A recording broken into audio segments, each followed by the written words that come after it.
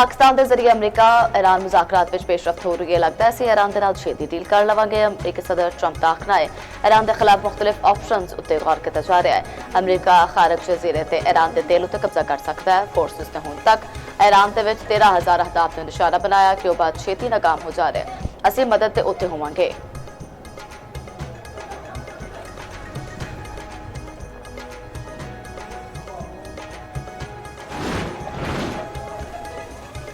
ईरानी सदर मसूद पज़ेश्कियान ने आख्या है कि AI माहिरीन को चाहिए ट्रंप तो नो किंग्स मुजाहिरीन की हकीकत तो आगाह करन।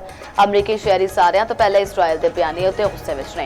ये लोग इसराइल बादशाह तो उकता चुके ने।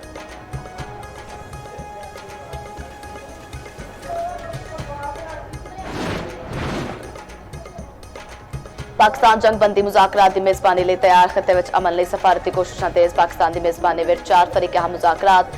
सऊदी अरब मिस्र ते तुर्क वज़राए खारजा की शिरकत। इस्लामाबाद विच मुमकिना ईरान अमरीका मुज़ाकरात के इम्कानात उत्ते वज़राए खारजा ने ब्रीफिंग। नायब वज़ीर आज़म इज़हार जार दा आखना है पाकिस्तान ईरान ते अमरीका दे विचकार मुज़ाकरात की मेज़बानी ते सहूलतकारी लिए तैयार है।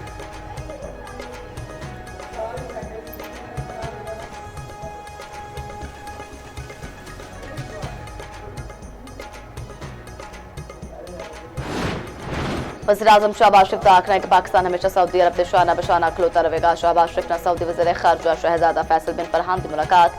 वज़ीर आज़म का सऊदी अरब ने पाकिस्तान की मुकम्मल ते गैर मुतसलसल यकजहती ते हिमायत आदा। मौजूदा बहरान विच सऊदी अरब के गैर मामूल तहम्मुल नूं सराहया। सऊदी वज़ीर खारजा नूं पाकिस्तान की सफारती कोशिशों तो आगाह किया।